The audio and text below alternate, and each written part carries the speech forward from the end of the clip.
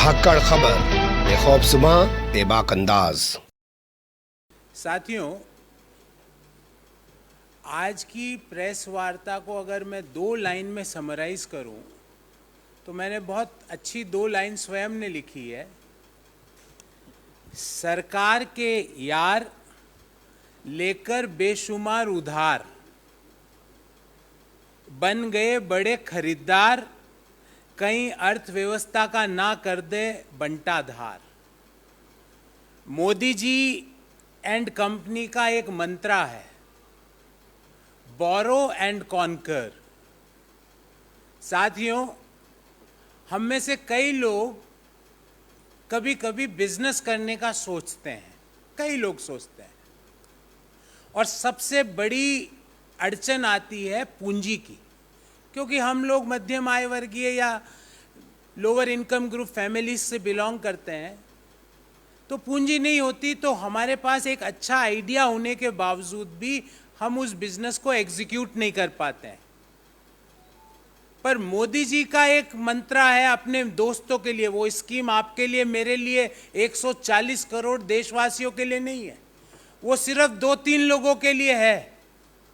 उधार लो और आगे बढ़ो, उधारी पे धंधा चमकाओ, अपने पैसे से धंधा नहीं। एशिया के सबसे अमीर आदमी बन जाओ, अपने पैसों से नहीं, उधारी पे। आज की प्रेस वार्ता उसी पर केंद्रित है। साथियों, पहले मैं मोदी जी के मित्र पे आऊं, उससे पहले उधारी का काम जो भारत सरकार ने किया उसका एक आंकड़ा आपके सामने रखता हूं। और जब ये आंकड़ा मैंने भारत सरकार के बजट में देखा तो 3 बार मैंने उसको पढ़ा, क्योंकि मुझे लगा कहीं ना कहीं कोई गलती है, पर उसमें कोई गलती नहीं थी। 2014 में हिंदुस्तान की सरकार पर उधारी थी 55 लाख करोड़ रुपए की, 55.9 लाख करोड़। और 2023 में सरकार पर उधारी, बजट में लिखा है सरकार ने कि वित्तीय वर्ष 2023 में उधारी 55.9 लाख करोड़ से बढ़कर 152.17 लाख करोड़ हो जाएगी। अर्थात 2014 में हर हिंदुस्तानी पर सरकार के लिए कर्ज के कारण कर्जा था 43,124 रुपये। 43,124 rupee was per capita debt on each one of us in 2014. And as per Government of India, in 2023, it is expected to increase per capita debt from 43,124 to 1,09,000 rupees.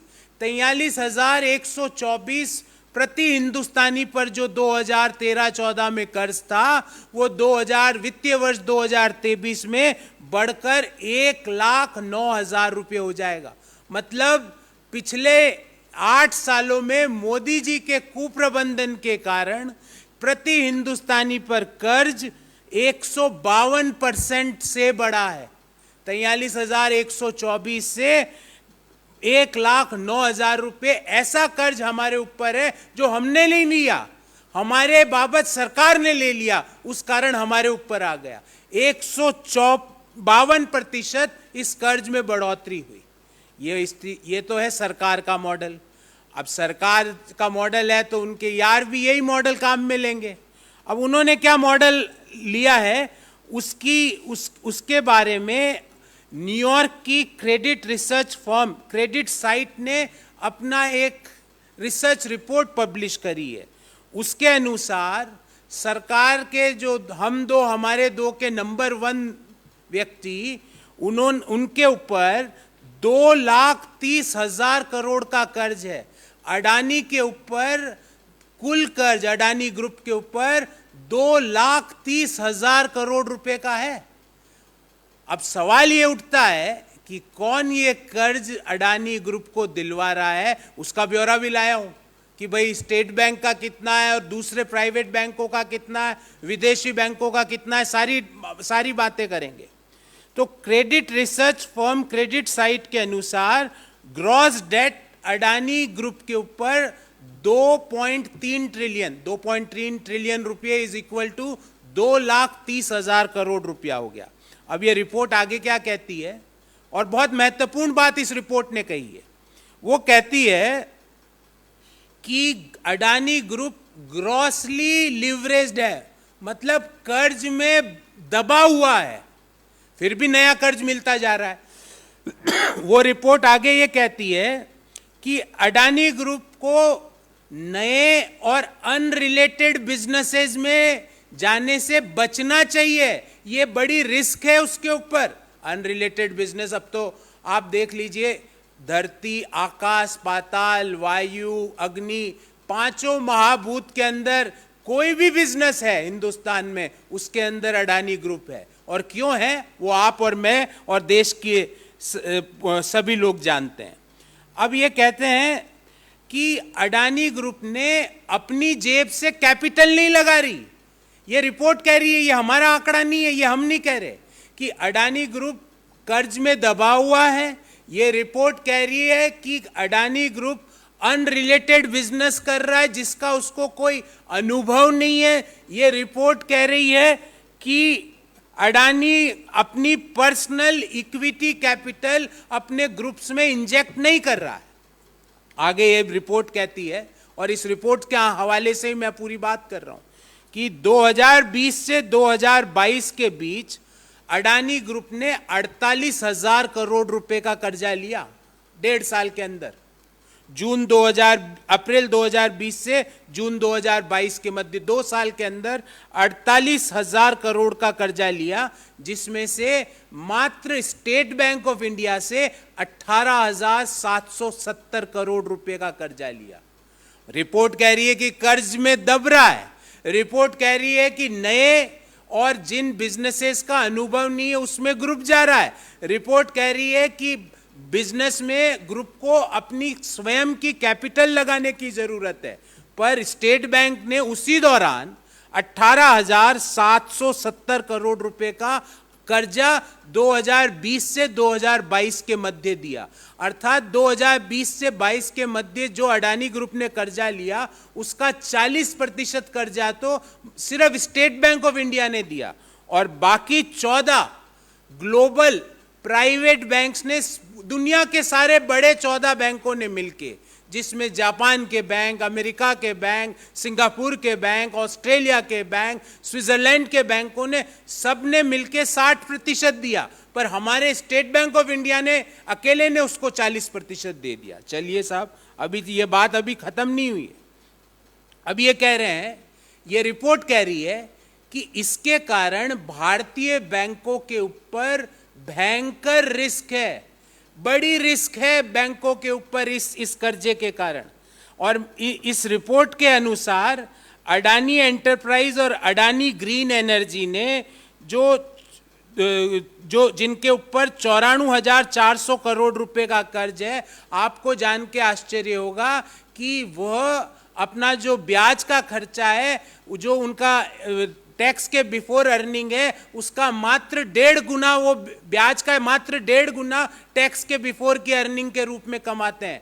EBITDA to tax to gross debt is 1.5 times only, EBITDA to gross date.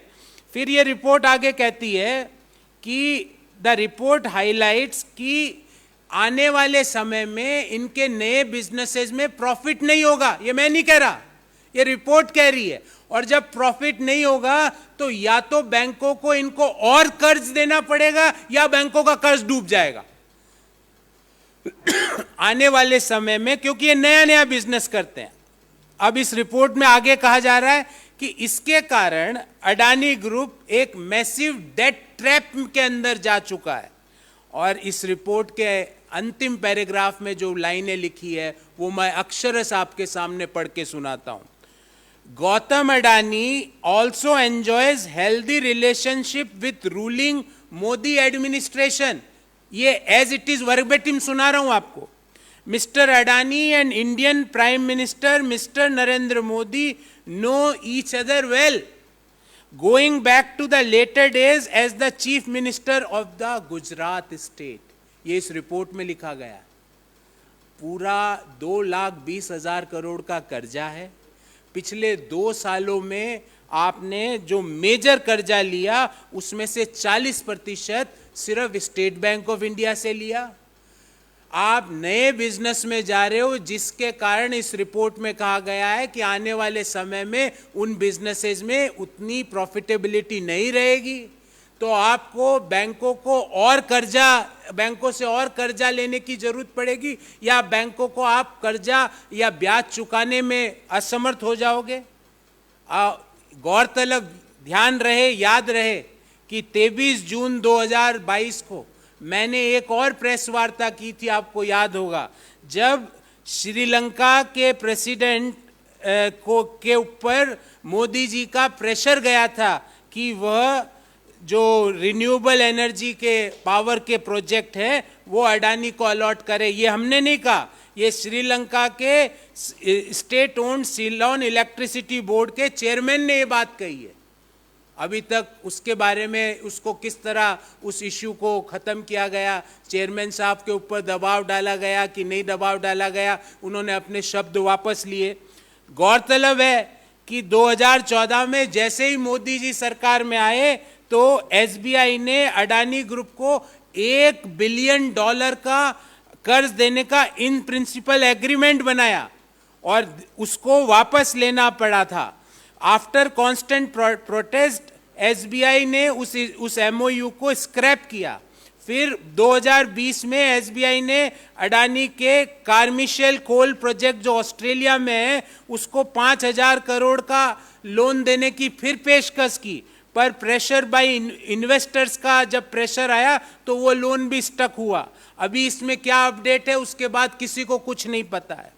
और जो latest gimmick हुई है, जो latest gimmick करी है इन्होंने, वो है 29.19% एक टीवी चैनल में, क्योंकि अडानी तो सब जगह है, धारावाहिक से लेके न्यूज तक, कोल से लेके हवाई जहाजों तक, हवाई अड्डों की निगरानी से लेके पोर्ट तक, मतलब आप सोचिए बिजनेस, आपके दिमाग में बिजनेस सोचिए, उसमें आपको मिलेगा अडानी। और वो पिछले 8 साल में किस तरह प्रॉस्पर कर रहा है, और वो भी हमारे पैसों से, बैंक के पैसों से, जो कि हमारा पैसा है।